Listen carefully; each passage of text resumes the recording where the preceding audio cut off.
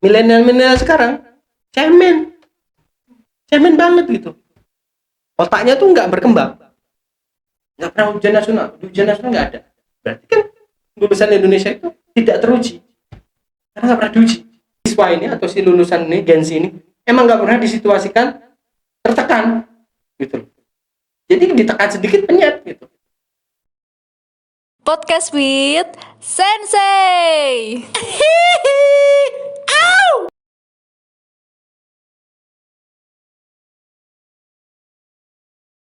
Oke, I'm back. Now kita akan ngobrol lagi nih. Ini soal apa ya? JK nih, JK. Wakil presiden kita yang terdahulu. Nggak tahu generasi berapa ya. Jadi Pak JK ini lagi komplain sama Mr. Nadiem. Halo Mr. Nadiem.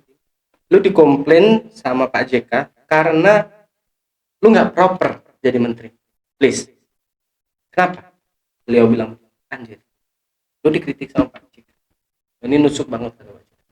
Jadi pendidikannya Pak Nadiem ini, kata Pak JK itu means nothing gitu. Nggak menghasilkan apa-apa. Dalam kepemimpinan Pak Nadiem tuh justru yang terjadi adalah siswanya itu nggak belajar, Mas. Ini kata Pak JK ya, dan banyak guru mengeluh sih. Katanya memang murid sekarang tuh malah nggak mau belajar karena nggak ada kewajiban. Kewajiban sudah dihapus semua sama Pak Nadiem. Bayangin coba, kewajiban UAS, apa? Ujian nasional. Ya, jadi kayak ujian biasa. Ya, pokoknya ikut lulus, nggak tahu. Pokoknya apa aja lulus, pasti naik kelas, apa segala macam gitu. Jadi benar-benar kayak bukan pendidikan gitu. Jadi kayak apa ya? Ya rekreasi gitu jadinya sekarang itu. Jadi ya, kalau zamanku dulu ya, ada yang namanya ujian, ada yang namanya nggak naik kelas, ada yang namanya macam-macam lah. Supaya memang benar-benar di pressure gitu, untuk benar-benar tanggung jawab sama apa yang sudah diputuskan. Karena belajar untuk apa? Ya untuk ujian. Namanya orang belajar ya untuk ujian. Jadi kalau nggak ada ujiannya ya ngapain belajar? Sederhana itu sebenarnya. Ya kan? Nah, Pak Nadiem ini semuanya dihapus. JK bilang, loh kok kita niru Finlandia sih? Ya benar sih kata Pak JK. Lah Finlandia tuh IQ-nya berapa? Finlandia tuh negara kecil, penduduknya sedikit, ya kan? Terus dia juga IQ-nya udah tinggi, minat baca udah tinggi. DGP apa? DGP per kapita artinya penghasilan orang Finlandia juga udah banyak besar. Terus mau kita adopsi ke Indonesia, plek-plekan, semuanya kita adopsi. Bayangin coba. Ya nggak bisa. Kata, jadi menurutku cuma masuk akal sih. Gua nggak habis pikir gitu. Kenapa kita mencontek Finlandia? Negara kecil, negara makmur, ya kan? Negara yang ekonominya besar, orangnya sedikit. Dicontek ke Indonesia orangnya banyak, nggak sebanding gitu kan. Penghasilan juga kita itu nggak sebanyak mereka.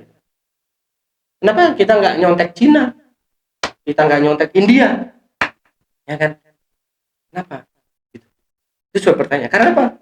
Cina sekarang jadi negara besar dengan sistem pendidikan yang super ketat, ngalah-ngalahin Finlandia.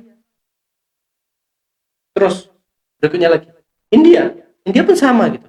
Sekarang juga ekonominya udah bangkit. India bayangin coba.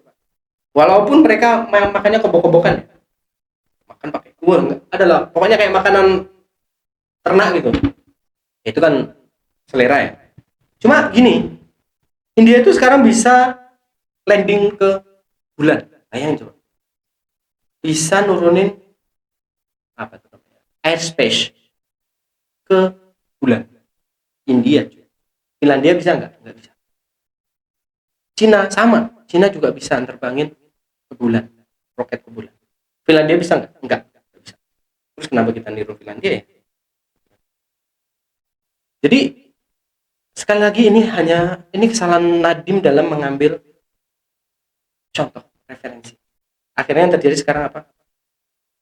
Wah, parah pokoknya. Anak-anak tuh berhitung aja kayak nggak jago.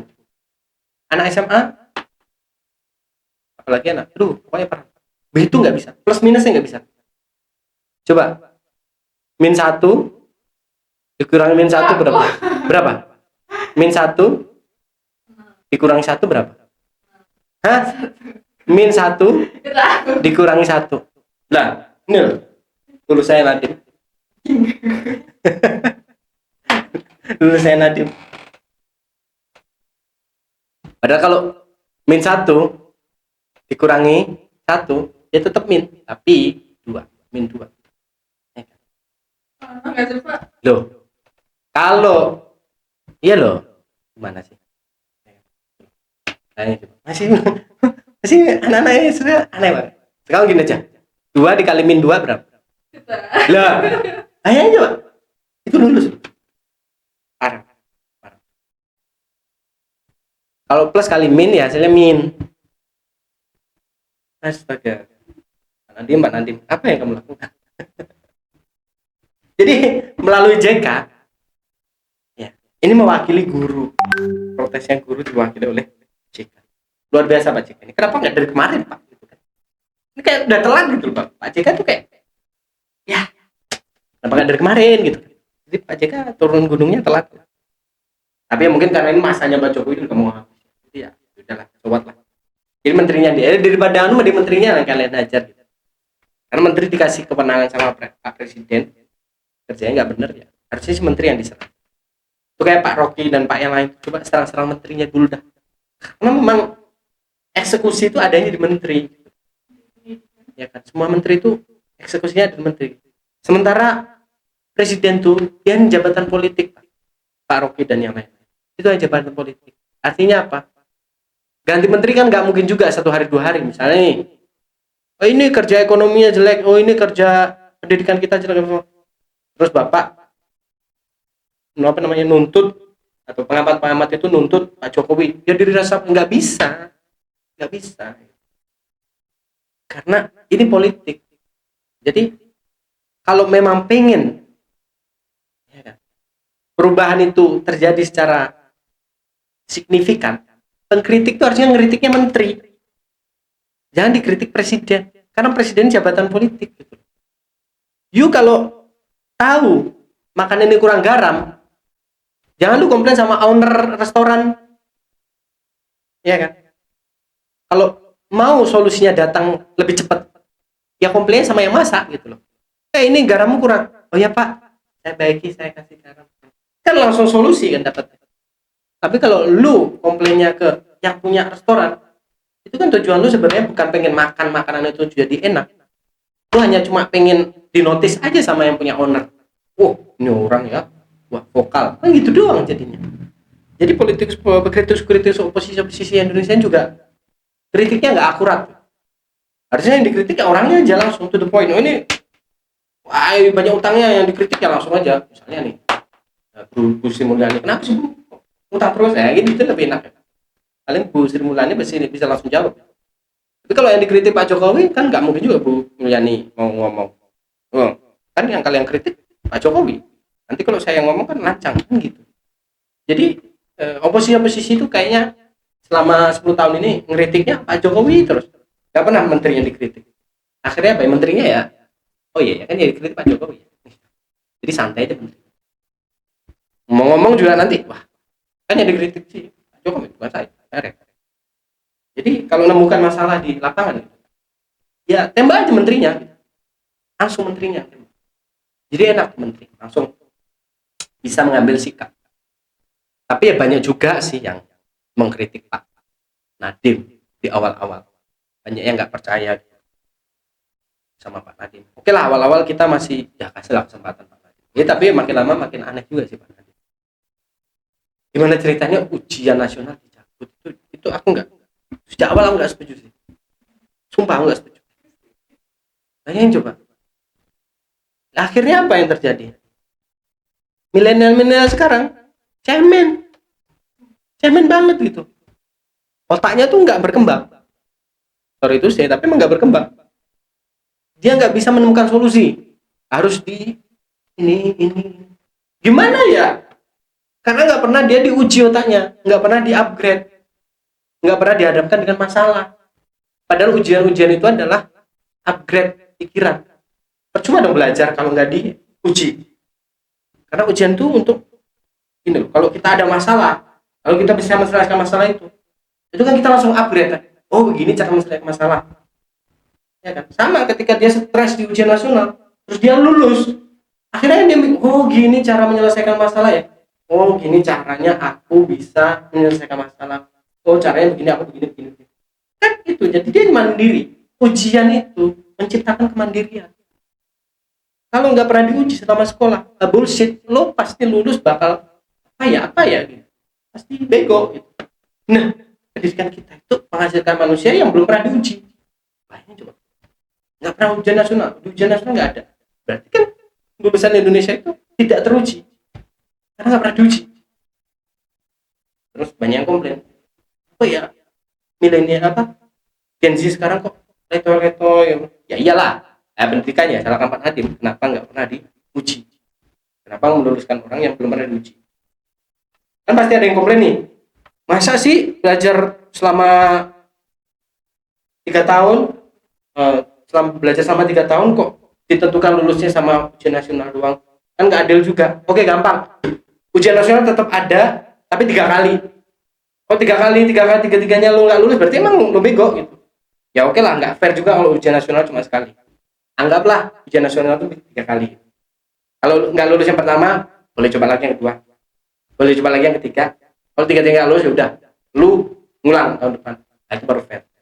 Jadi bukan ujian nasionalnya yang dibuang, tapi kuota ujian nasionalnya dibuat 2 kali, 3 kali.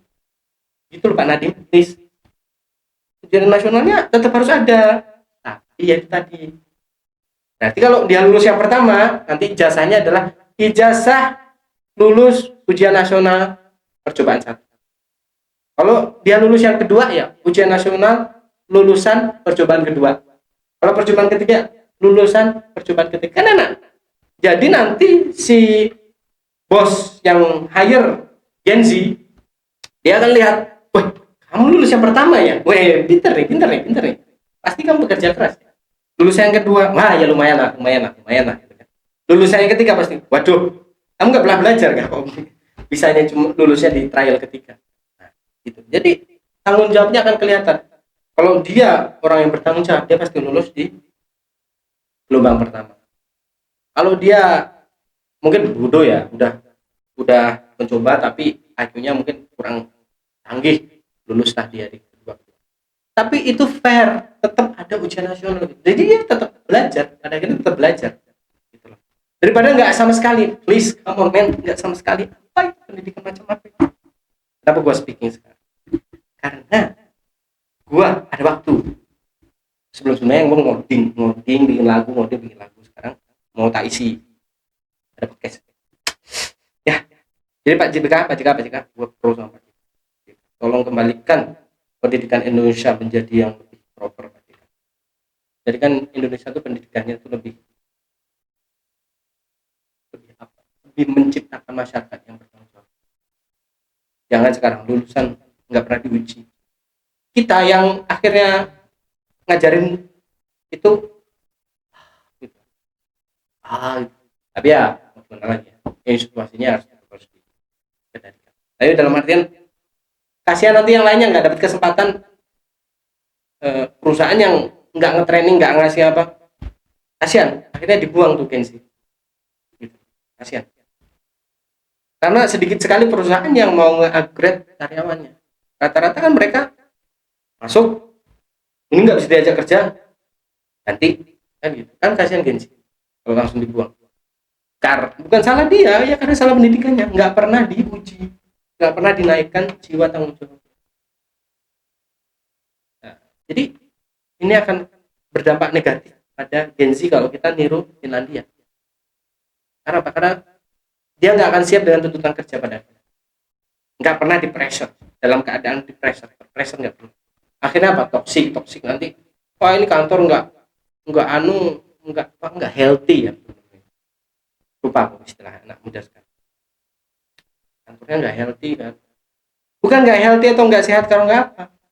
Karena dia, si siswa ini atau si lulusan ini, Gen Z ini, emang nggak pernah disituasikan tertekan gitu. Jadi ditekan sedikit penyet gitu. Bayangin dulu waktu aku ujian nasional. Sebulan belajar full, bayangin. Itu kalau ibarat bisnis tuh kayak sebentar lagi dapat klien besar dari luar negeri, gue harus siapin betul-betul. Sama persis situasinya. Kayak dapat tender gede, gimana cara harus menang, disiapin lah 1 bulan. Sama aja gitu. UN tuh juga gitu. Nah pasti kan ada yang bilang, loh UN kan rekayasa apa segala macam. Nah, karena UN cuma sekali. Coba UN 3 kali gelombangnya. Pasti juga nggak akan ada rekayasa. Gurunya pasti udah santai. Gelombang 1, yang lulus 50%, oke lah. Gelombang kedua, yang lulus tinggal 20, yang gagal tinggal 25%. Gelombang ketiga, ya ternyata yang nggak lulus sisa 10%. Ya bodo amat lah. Ya memang benar-benar ada manipulasi karena UN-nya cuma sekali. Coba UN-nya 3 kali. Nggak ada tuh guru yang mau manipulasi. Berarti itu salah siswanya sendiri. Ya kan? Dia punya 3 kali kesempatan nggak lulus. Berarti dia salah. Kalau ada 1 kali kesempatan, nggak fair juga. Masa 3 tahun cuma 1 kali kesempatan. Tapi kalau dikasih 3 kali kesempatan, itu kan sama aja. 1 tahun 1 kesempatan, 1 tahun 1 kesempatan. Sama kan? 3 tahun 3 kesempatan. Fair. Jadi UN tetap ada dengan catatan 3 gelombang. Gue setuju. Indonesia pasti maju kayak gitu. Thank you.